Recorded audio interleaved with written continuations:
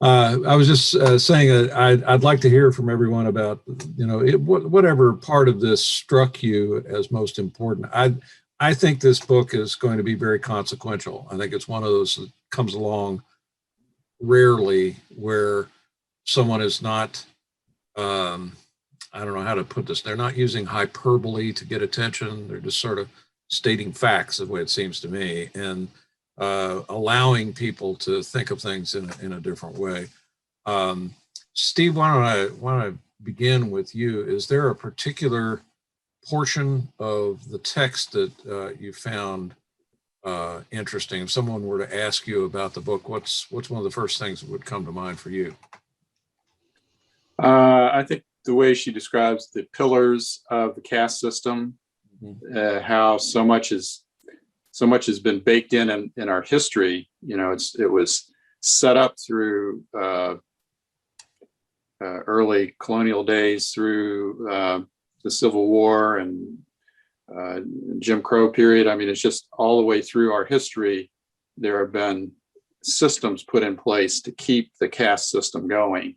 And the effect of it is to have the lowest caste not have access to jobs and education and services that upper caste people have. It's just really a sad situation that there's so much built in that we now have to live with or try to overcome. Yeah. Dustin, for your benefit, because you haven't been through all the text, Steve's mentioning the pillars of caste, what she lists as the 8 pillars of caste. The first one is divine will and laws of nature. I'm not going to try to explain each one. Let me just read each of them. The second one is heritability. The third is endogamy and the control of marriage and mating. Number 4 is purity versus pollution. The 5th is occupational hierarchy. I have a hard time remembering that. She talks about the Jadis and the Mudsil. I think that she's referring to an Indian caste, part of the Indian caste system. Am I right on that, Steve? Well, the Mudsil was something that happened in the southern U.S. One of the infamous southern senators before the Civil War, I think it was in the 1850s, made a speech on the Senate floor in which he likened the slave population to the Mudsil, which is the basic foundation. The Mudsil, is the board that you put on the foundation that everything else is built on. And so he said that any society needs to have a caste that's doing the work down there at the foundation, like doing the dirty work, if you will. And the other one, I forgot the name of it, but it is a reference to an Indian caste that's at the same low level in the Indian caste system. So she was comparing the two. Yeah. Just to finish, the 6th one was dehumanization and stigma. The 7th was terror as enforcement, cruelty as a means of control. And then finally, inherent superiority versus inherent inferiority.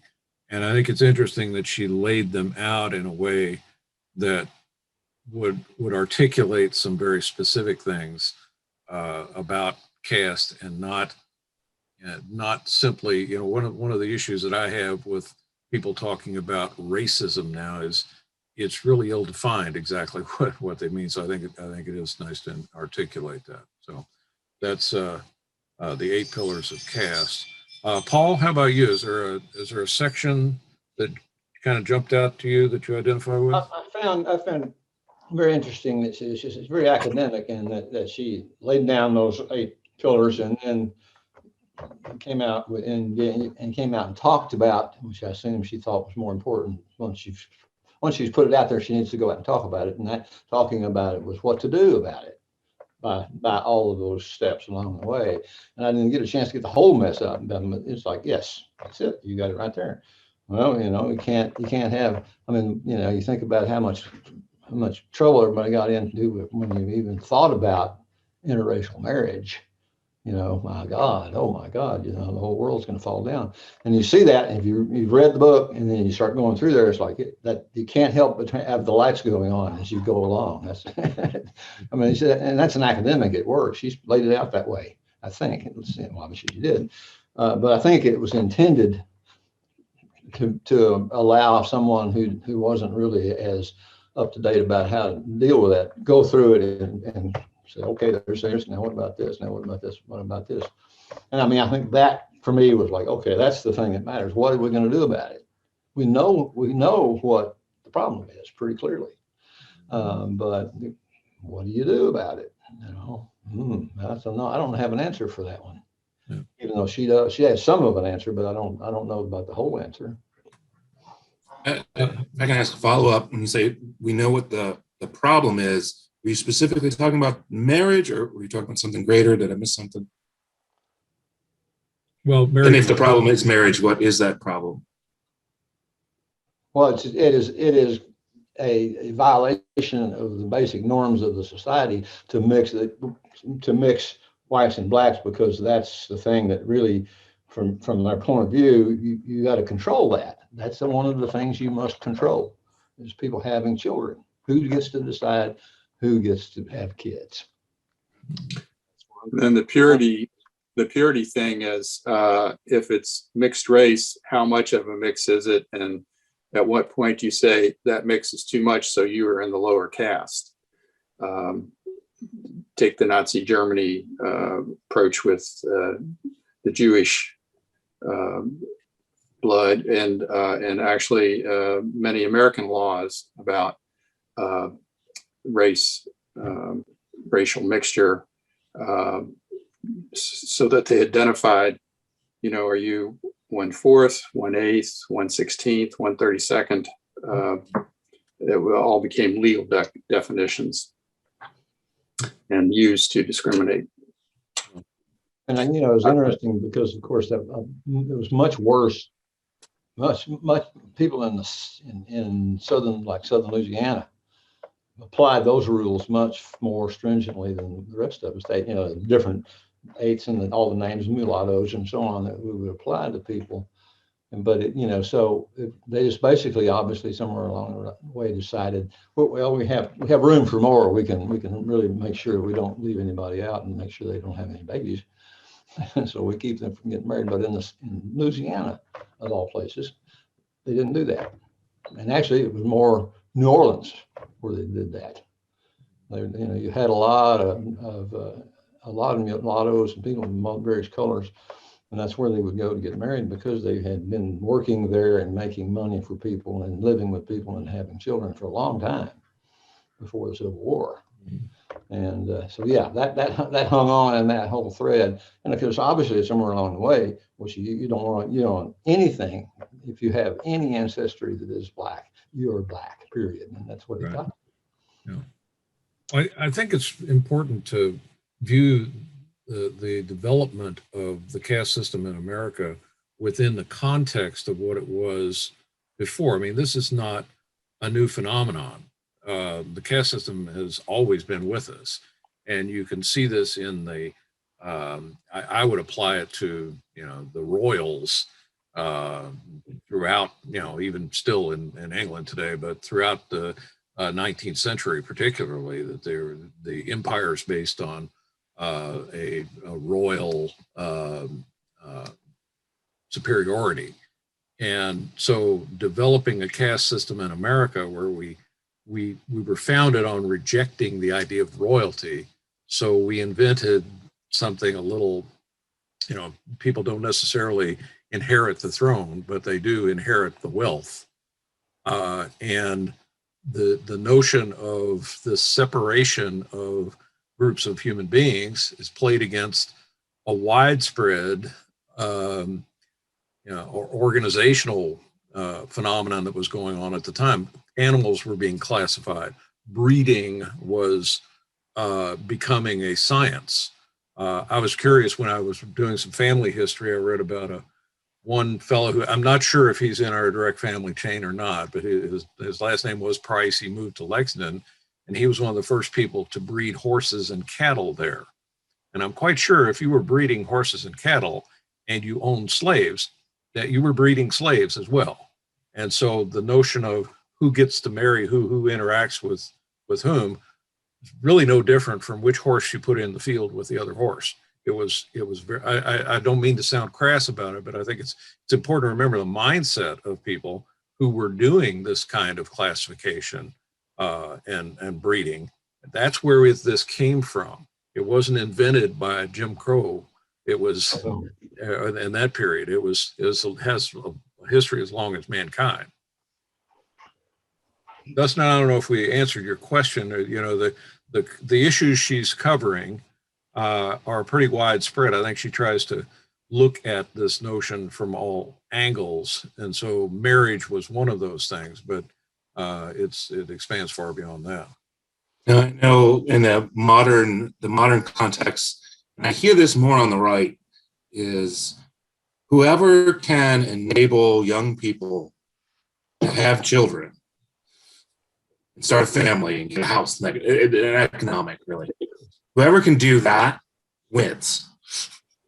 Because there's this universal natural thing to have a family, you know, for most people. And without, just like we're seeing with the pandemic, without any material needs addressed, then you're just with the, oh, well, everything's declining. It's the gays, you know, they're ruining marriage. Somehow that's devolving my marriage. I don't know how. But if you replace that, you're like, okay, we're going to figure out a way for any young person to start a family. That kind of, I would imagine, we don't really see it. It's more in books than anything. But if we saw it, I would imagine that would cut through a lot of things. Yeah, and one of the controls in a caste system is keeping the lower caste confined to low-paying occupations, the dirty work again. And yeah, so giving them and anybody else, whether you're in the lowest caste or you're in the middle class or wherever you are, giving them the means to get an education, make a living, have a family would make a big difference. Would they have less? Do you think people would use scapegoats less if they had a guaranteed social safety net? Well, unfortunately, always surprised at how poor some human behavior is. How, to me, it's just despicable and depraved sometimes. So I can't say that we'll ever get rid of bad actors. And a lot of times I think the society perpetuates and makes the bad actors. I mean, it's not innate necessarily, but still they're there. So the better you can make the society, maybe the fewer bad actors you'd have. That would be a hope. I don't expect perfection, but certainly there's a lot of room for improvement. Right. Now I have a question on, this was the heritability, I think. I've been involved in reinforcing the caste system myself. It's called the hiring process. And one way to do that is you've got, I give this example to everyone. It is, you got a stack of resumes, right? And you don't want to do the work. Right. So how do I cut my work in half? Oh, you don't have a college degree? Boom, you're done. And it's that simple. I don't know if there's a replacement for that process other than put in the work and the value.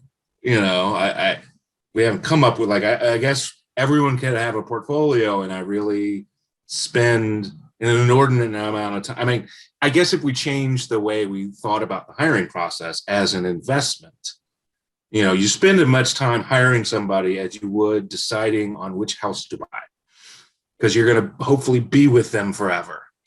You know, if that mindset, then I might take the work to look at everybody's portfolio, but I don't know the bridge between that. But I do definitely know in the hiring process, the caste by education level is very real. And I know people who employ it are not doing that out of some negative way. They're not bad people. I did it, you know, so I love how in this book, how does she talk about good people doing bad things, especially even if they are somewhat aware they're bad, but you could never call them racist. How does she explain that?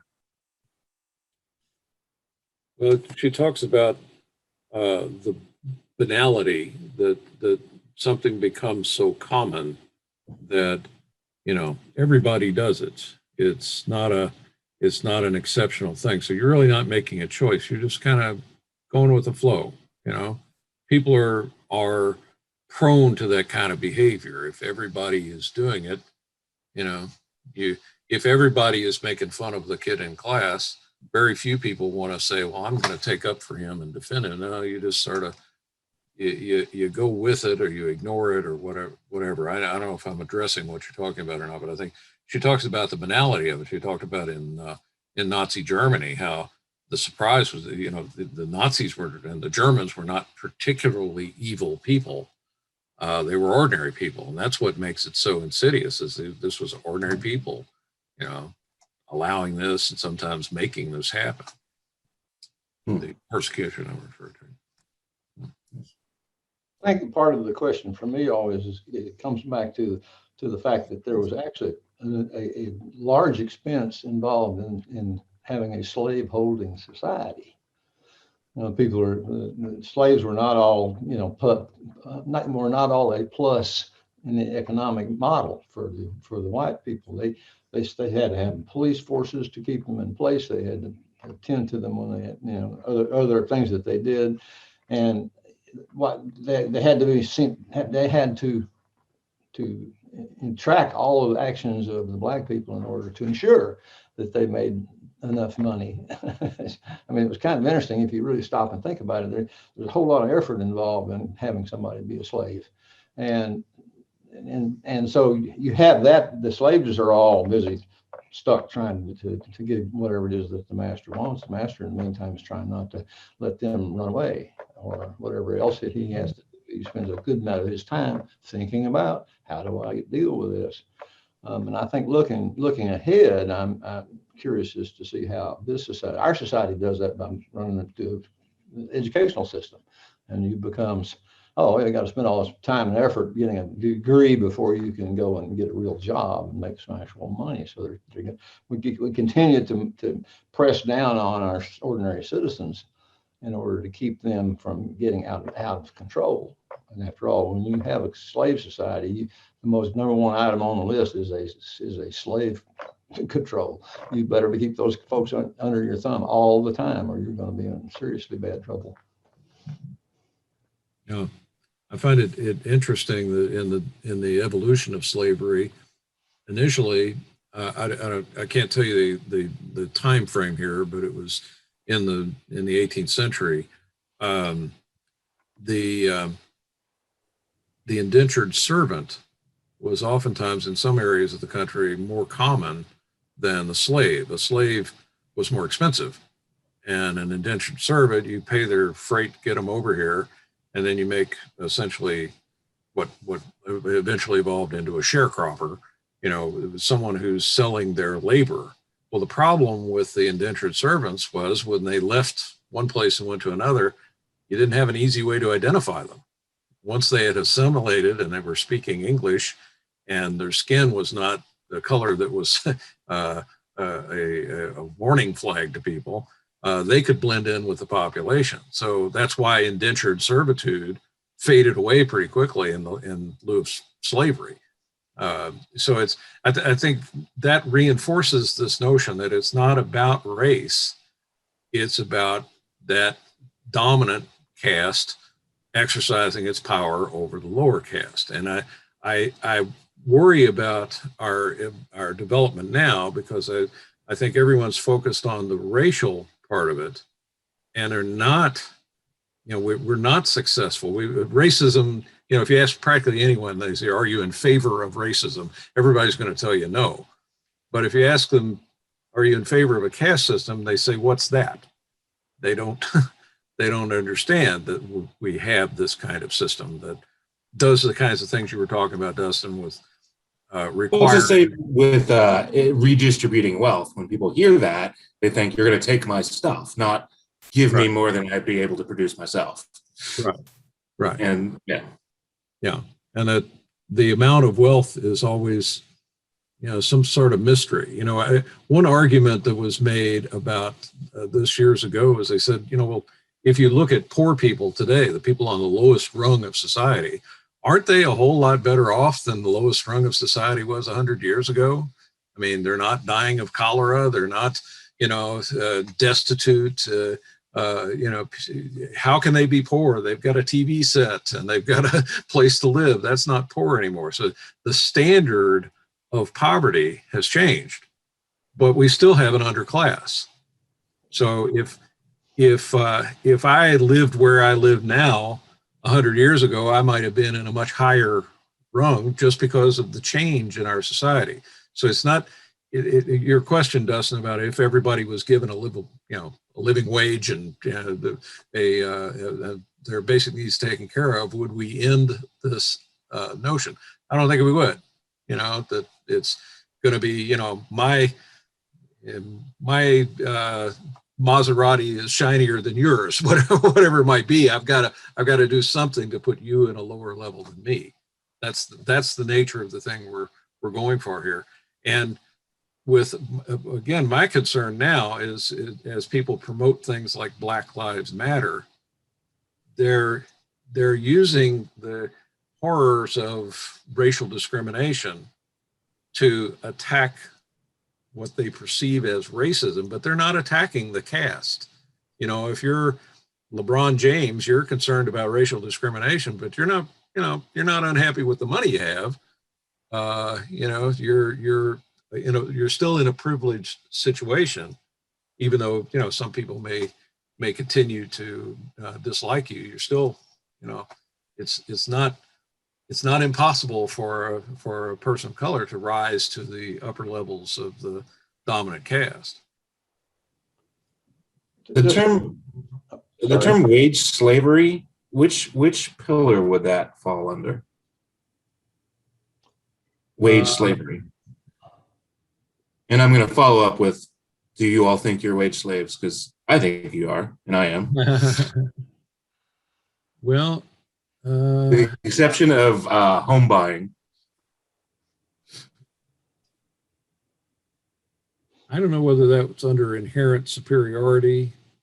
Why does the CEO of a country or of a company deserve to make 1,000 times more than their lowest paid employee? Yeah, that might be. Well, this is more of unless you have investment wealth, unless you're a capitalist with investment wealth, and a house is technically that, but it barely. Yeah. You have to work for a wage, so you have to work underneath somebody, Right. And you get into these systems.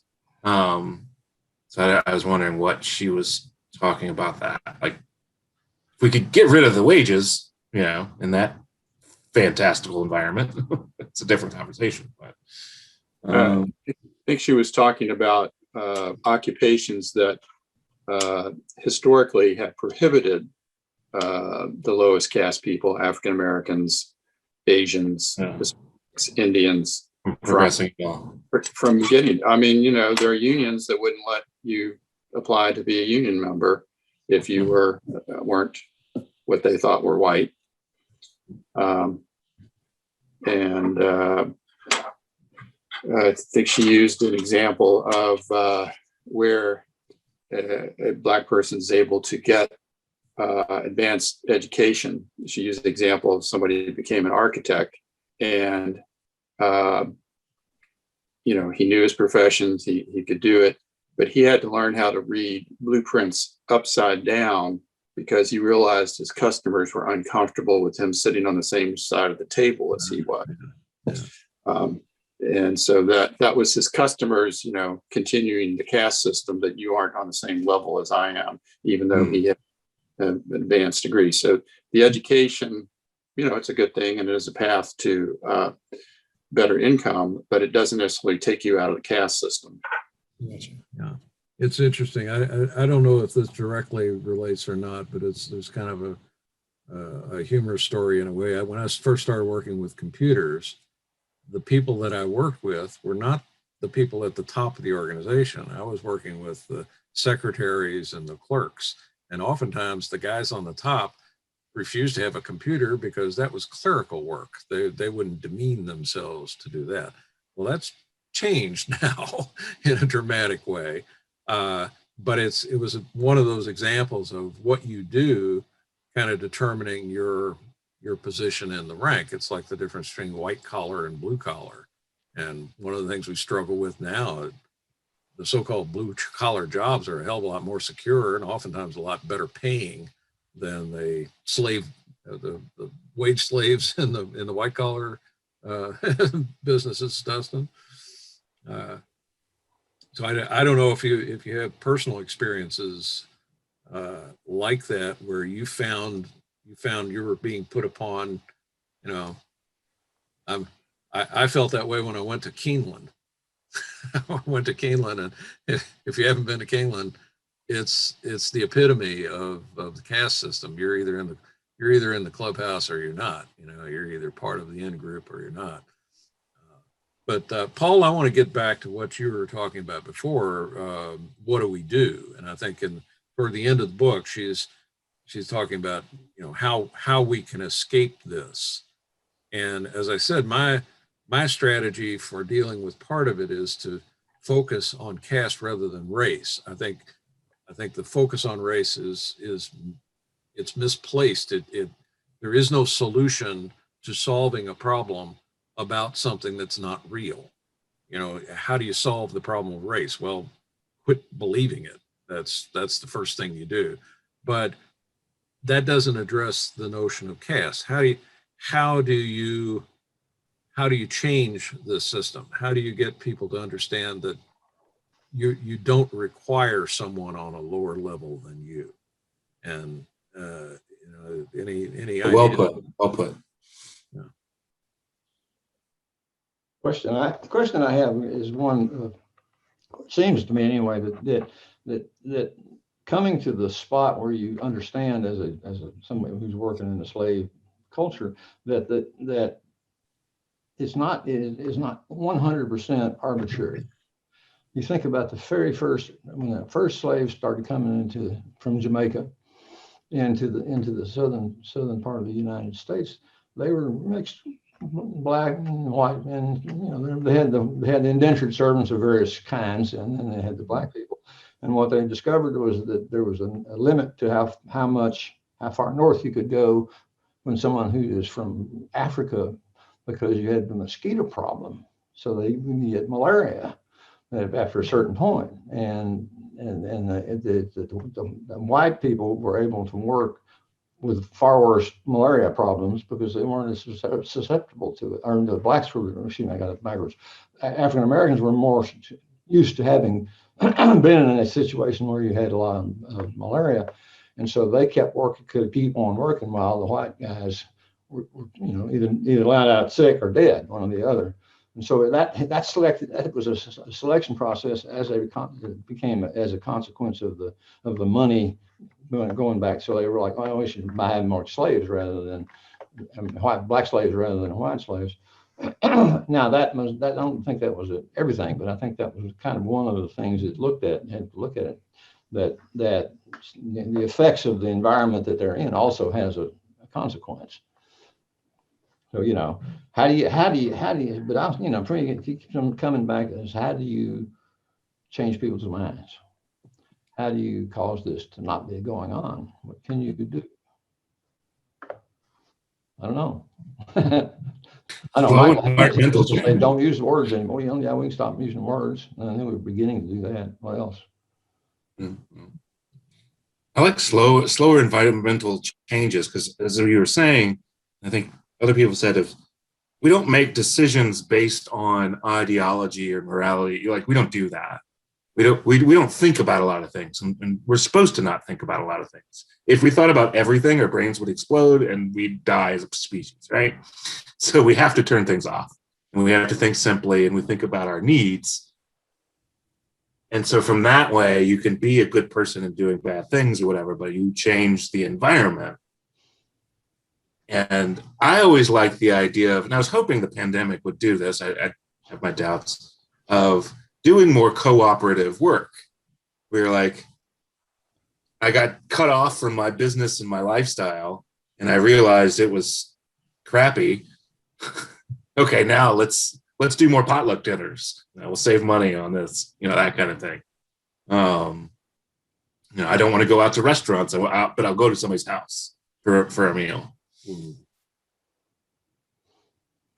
Well, changing the environment in terms of CASTE, I don't know how you we are restricting our environments more and more. One of the big problems in the evolution here in America in our generation was the move to the suburbs, where there are many people who simply don't have to deal with the problem. They don't experience it. I mean, here in Jefferson County, if you live east of the Waterson Expressway, especially in the northern end of the county, you're not meeting any people of color. Maybe a few, but very, very few. I remember growing up here in St. Matthews, there were no black people around, so I never had the reason to confront them or to interact. It never occurred. I wasn't consciously discriminating, but I was de facto. So we're moving further, it seems to me, further in the direction of creating separate communities, and add to that not only the physical location, but modern communication. What we're doing here, the fact that we're talking about caste and race, and we don't have any people of color in our group.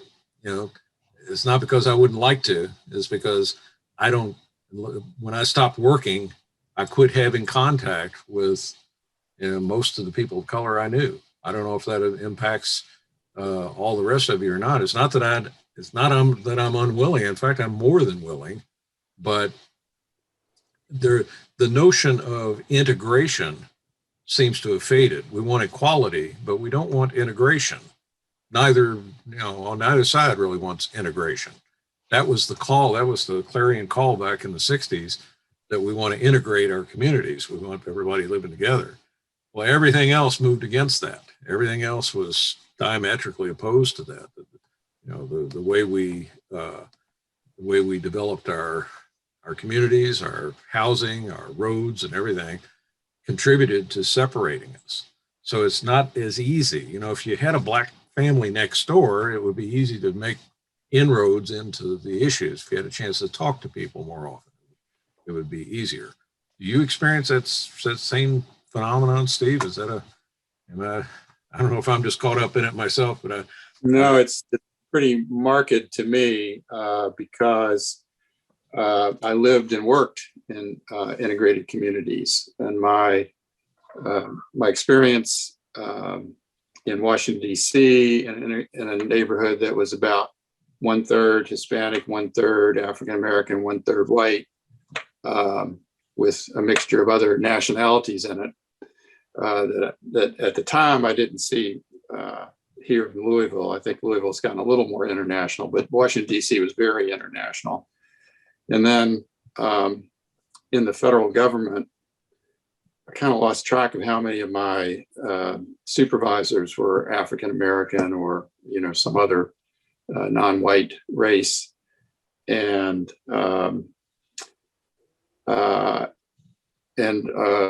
I had peers and I had subordinates who were an integrated group, and it just seemed quite the natural course of things.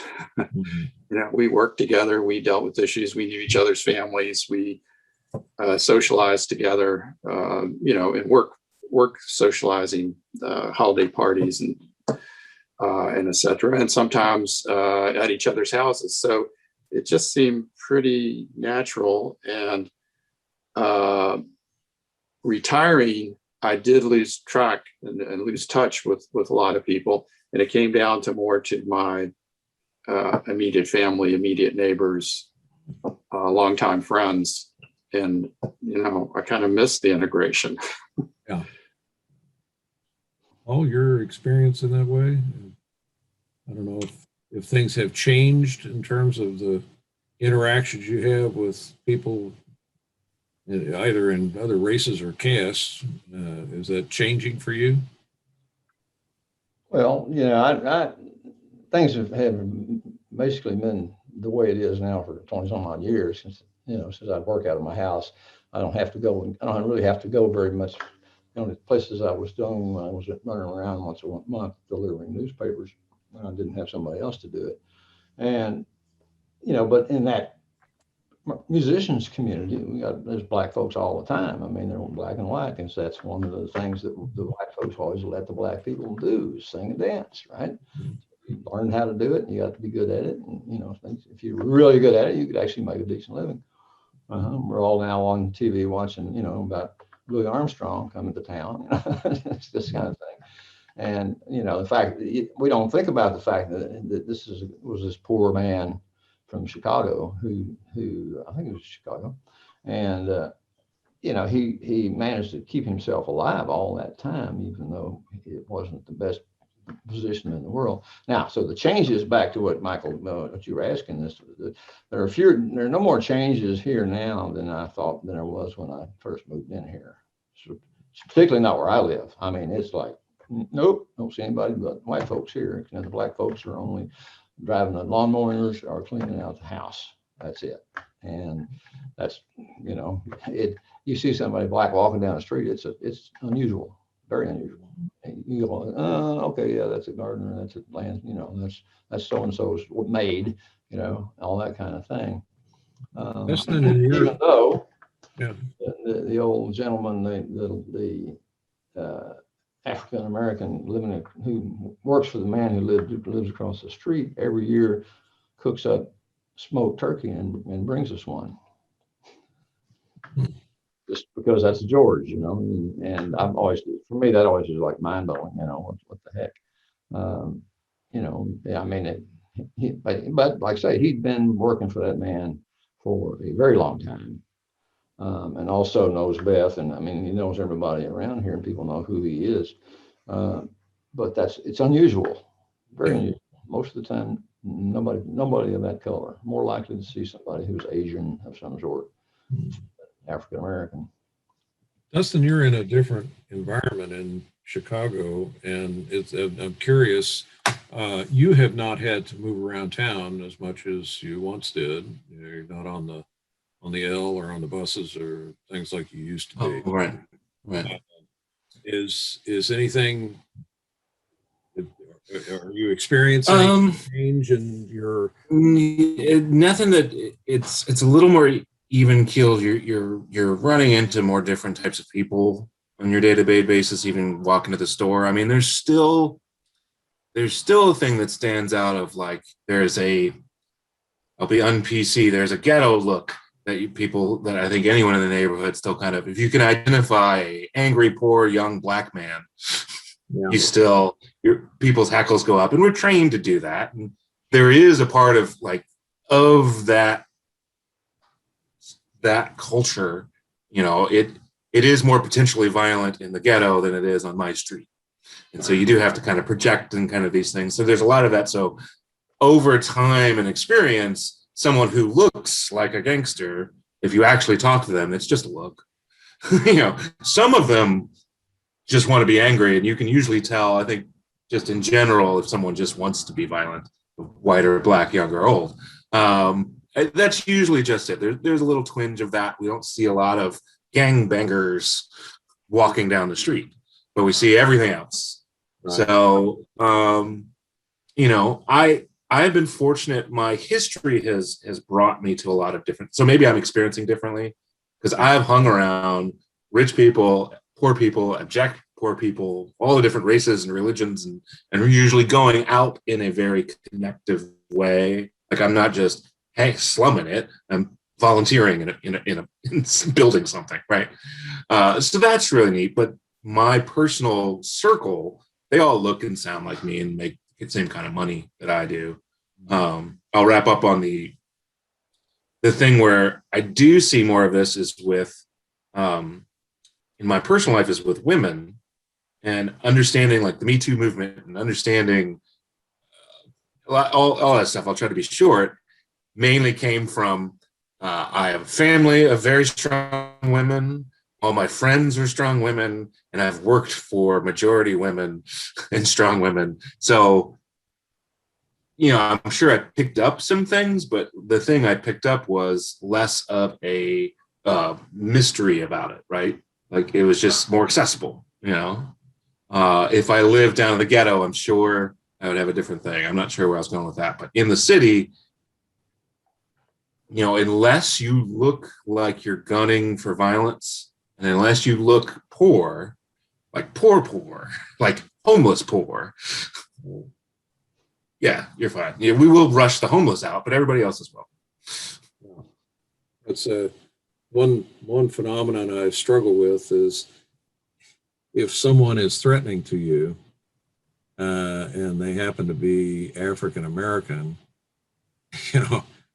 I'm not concerned about your color. I'm concerned about the angry look or the Right. thing threatening Yeah. me. So and The like same with Republicans. I can see that angry look too. yeah, but conversely, if you're a black person and somebody gives you a hard way to go, is that because you're black, or is it because you're a jerk and they're giving you a hard way to go?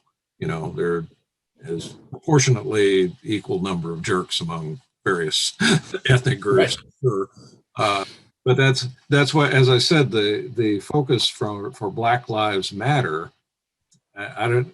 This is a very uncomfortable thing for me because I don't support that movement. Not because I think black people should be discriminated against. God, no. I don't support it because I think it's moving things in the wrong direction. It's making you focus on your color and not on all the other shit that's going on. There are too many distractions. And from my perspective, and Dustin, you've talked about being the angry young socialist. I'm right there too. I mean, it's always been about money and people using their money to dominate other people.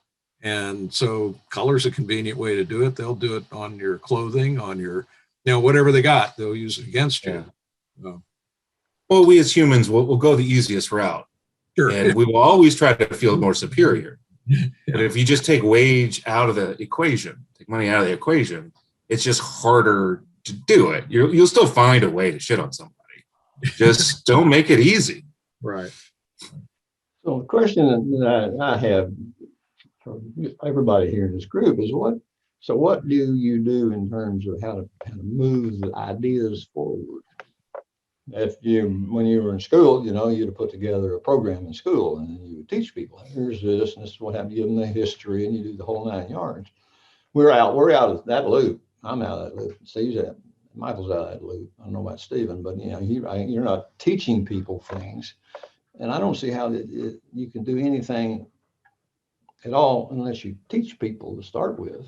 I mean, it needs to be going on all the time.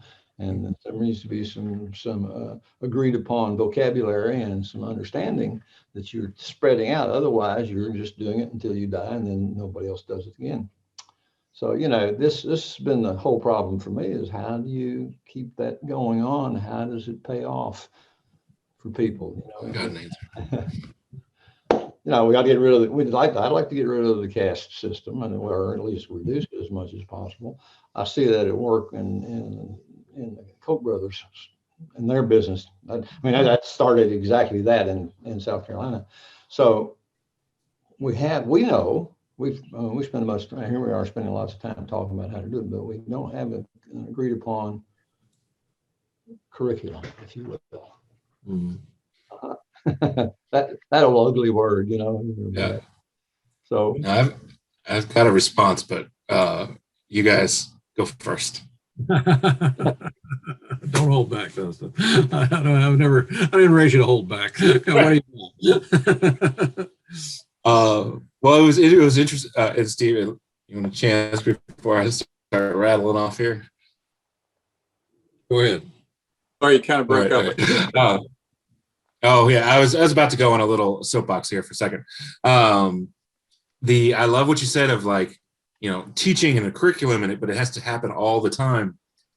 I personally, and there's a million ways probably, the one I want to advocate for is a faith, and faith in a traditional sense, or not a religious kind of thing, but a faith in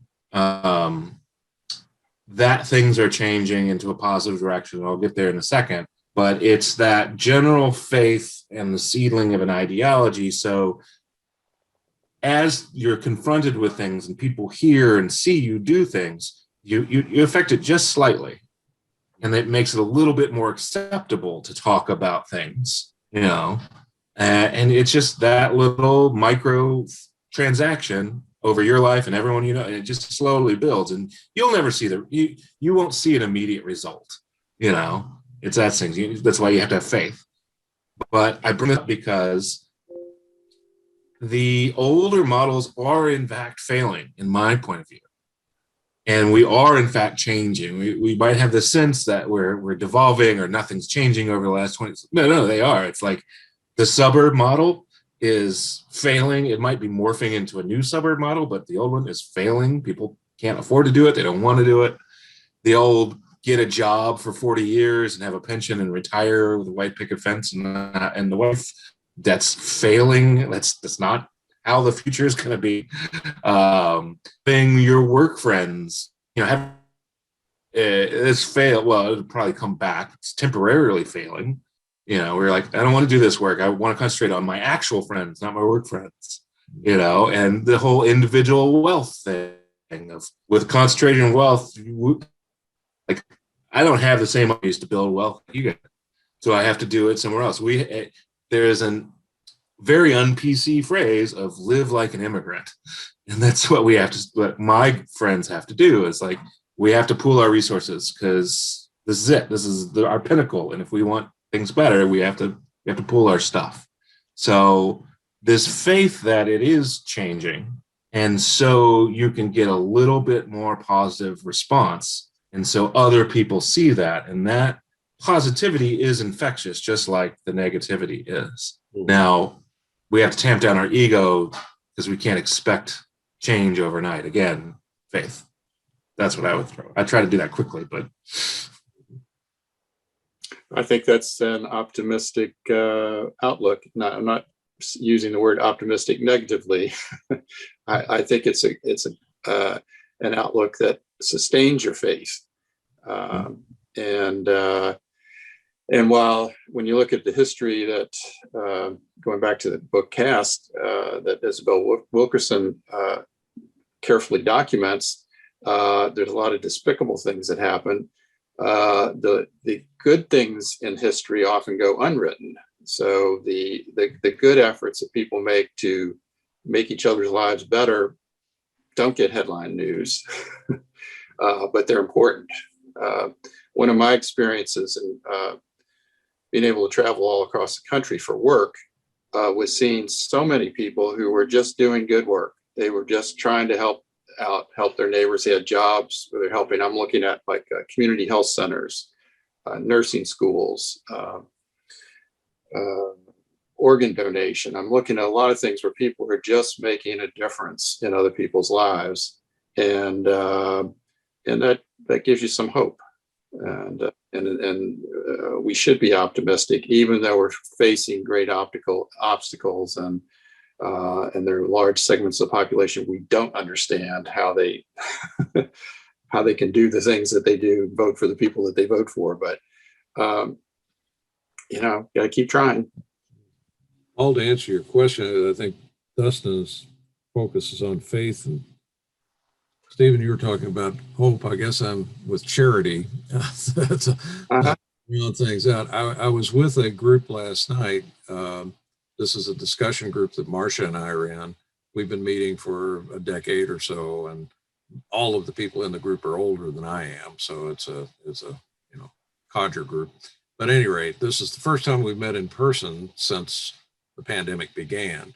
And we were kind of, catching up with, what's changed in your life, or is your purpose in life changing? And almost to the person, everyone was saying, I think what I need to do is set a better example, that I need to do this myself. And I think that's sort of coming out of a period where you're, do you wear a mask or not? Do you get a shot or not? Well, you step up and you say, I'm going to set an example for the people. I'm not going to preach to them or scream at them if they don't go along with me. But yeah, I'm going to get vaccinated and I'm going to wear a mask and I'm going to keep my distance and I'm going to observe all the protocols because that's the right thing to do. So you're doing it not for yourself. You're doing it for other people. I mean, I didn't wear a mask for me. I wore it so wouldn't especially symbolically to other people that, hey, I'm, you don't know me, but I'm concerned about you, so I'm going to wear a mask. And it's funny. I've heard people talk about, well, maybe we should be doing that all the time during flu season. It'd be a good idea. So the flu practically disappeared this year because everybody's wearing masks. It's a good thing. So I think the idea of showing some charity by thinking about other people, thinking about what you do that might affect them. Okay, so we got faith, hope, and charity. What are we missing? Somebody with a whole lot of money spending it on promoting these ideas. You know who that is doing that now? Yeah. Corporations. Yeah. I thought you were going to say love, but you said money. Think about this. Think about what when you're watching television. Those of you, whichever ones you guys watch, the commercials are frequently mixed race. They are frequently just, like poor folks in situations that are changing. And in terms of selling stuff, well, of course, they're selling stuff, but in the process, they're selling that idea that, okay, people are here, there's people of color, and they're okay, they're fine people, and there's some good looking women, guys, and they're from Asia, and those, and so on. So they are more than any other group, I think, that's promoting this across the board. I mean, everywhere that people spending money, they want, well, of course, a lot of this is people want to spend money for Western values. They want American dollars, which is fine. That's good. If that's what it takes, we're going to have to go that way. But I think that's the thing that surprises me. I watch the TV and I see these, here's this black man and a white woman. And they're, in bed selling you some shoes or something, and I think, boy, if that had been happening when I was 10 years old or 20 years old, man, the place would have blown up. Yeah, my father would have put a brick blown up. A lot of people still do, but we don't hear about it. So, I think that's good that they have that, the money, that they're willing to spend the money in order to make money. But in the process, sell the ideas that it's a biracial country.